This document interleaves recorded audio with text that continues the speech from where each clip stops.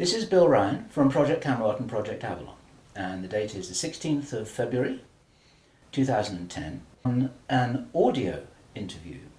This is a British person, and he worked in the British military for a number of years, and after he retired from the military he worked in the City of London in a fairly senior position, in a respected position in the City of London.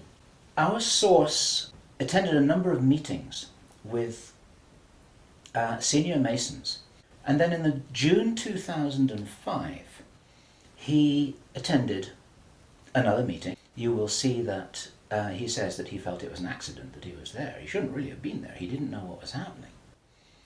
And as such, he didn't really participate in the meeting. He was there as a little bit as a fly on the wall. He was just listening to what was happening. The people there were Masons. There were senior Masons. They were about 25 or 30 people there, including senior politicians who most people in the UK would recognise by name. The Chief of Police was there, representatives from the church, representatives from the military, 25 or 30 people. A plan that had clearly been made a long time ago, and what they were discussing was they were discussing the implementation of this plan. They were discussing how things were going, whether they were on track or not. Then they were talking about China and how powerful China was getting, both militarily and financially, very quickly, and that the Japanese weren't doing what they were supposed to do, which was to interfere in some way with the Chinese financial system. They weren't doing that, and this was another problem because China was getting too strong too quickly.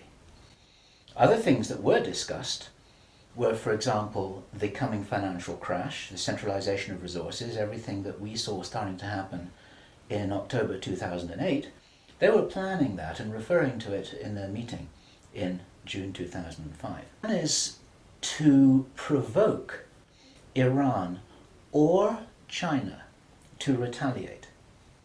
That things are being set up in many of the Western countries for there to be heavy controls over populations, martial law, increased powers on security forces who are not just the army or the police, but in Britain, for example, our source said that he absolutely knew personally for a fact, that a very large number of private security people, their powers were being increased to give them the ability to arrest people, the ability to detain, the ability to handle riots in streets. And here we're talking about just regular people working in private security from their governments. That there are heavy controls over travel, over communication, over people who meet, over people who protest in the streets. They want to make sure that they don't have crazy bombers on airplanes, crazy bombers in the shopping malls. They want to make sure, and because people will be driven into fear by this, they'll request and demand and insist on heavy controls from their governments, which will be justified. And this is where you're going to kind of get the martial law situation in all the Western countries. Everyone's shocked, everyone's frightened, everyone's really terrified about where this is going to go. There are all kinds of heavy controls over populations everywhere. It is that biological weapons are released on China. You heard this being discussed in this meeting. They will release a flu-like virus that will be genetically targeted against the Chinese population. It's designed to spread like wildfire and to knock out a large number of the Chinese people. And these people in this meeting were laughing about this. They said, China will catch a cold. Those were their words. China will catch a cold. And they were laughing about the fact that these biological weapons will wreak havoc among the Chinese population. And after that, then what effectively will be a kind of plague will actually spread right across the world to the West as well. Where there's been a limited nuclear war in the Middle East, there's a pandemic that really is sweeping across the world and really is killing people very visibly. and you've got this totalitarian military lockdown in all the governments in the Western world because everyone's going to be in panic about all of this. And then, he said, then the real war starts. I asked him, is this just about population reduction? What is this about? Why are they doing this? Why this insane Dr. Strangelove plan for just unleashing all of this stuff on the world? Why do it? Now, he said absolutely it's about population reduction. So I said, well, in this meeting, did they mention any figures? And he said, yes, they did, 50%. Half the world's population. This is planned as per the Georgia Guidestones. Name, he said, it is called the Anglo-Saxon Mission. The Anglo-Saxon Mission. Now, I'd heard that before. It was something historical, I think, to do with the Crusades quite a long time ago.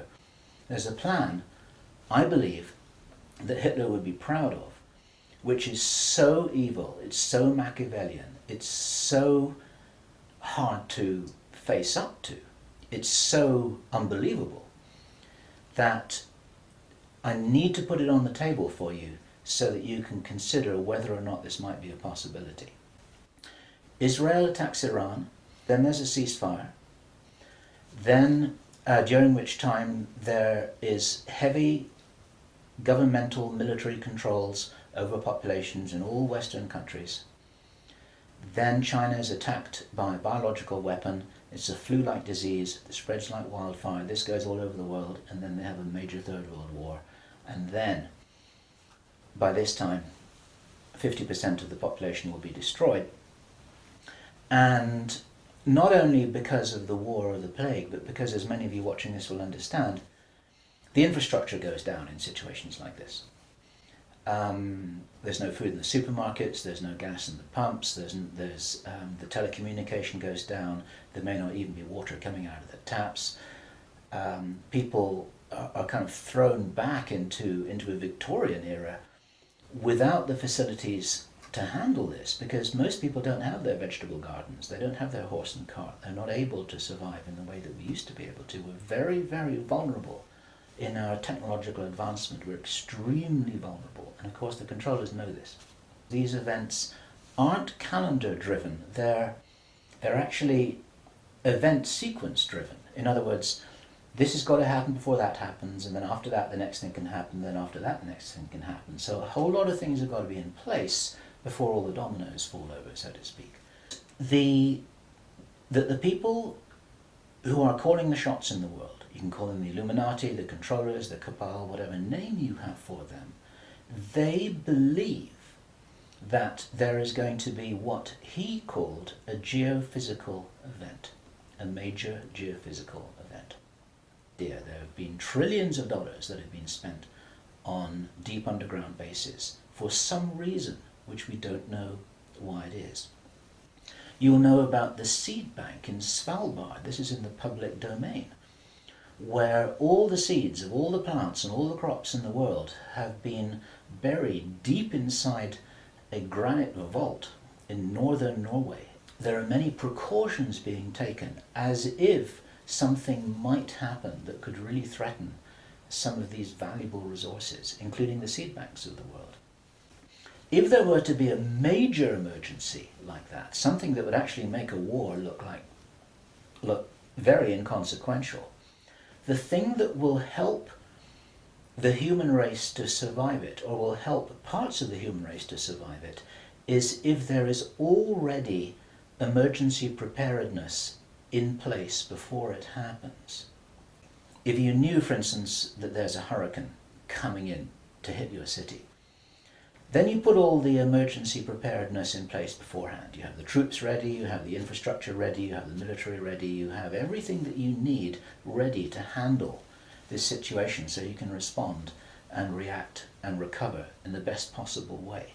Is that then the Western governments, with the Chinese out of the way, will be in a state of such totalitarian control of their own population that they will be best equipped to recover and rebuild the new world after a cataclysm.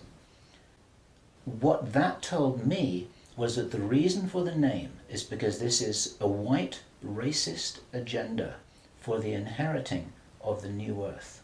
It's a plan that Hitler would be proud of.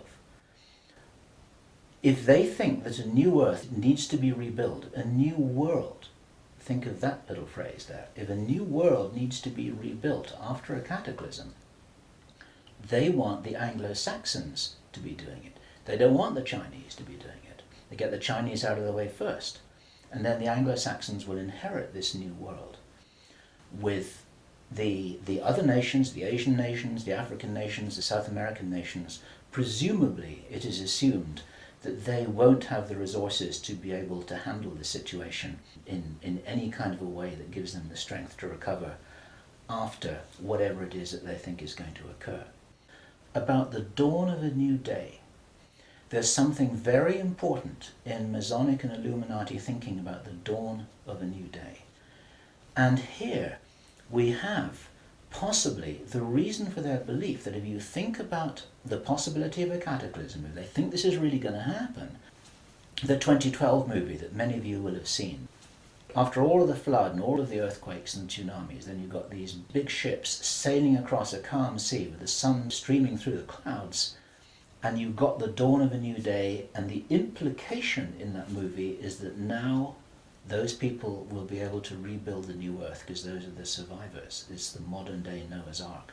That the very term the New World Order that we first started to hear about 20 years ago, actually longer ago than that, but the new world might be the post-cataclysmic world. The new world, it might be the order for the new world after the cataclysm. They may be planning who will inherit the new world. It may be nothing less than this. Maybe this is what the new world order is all about.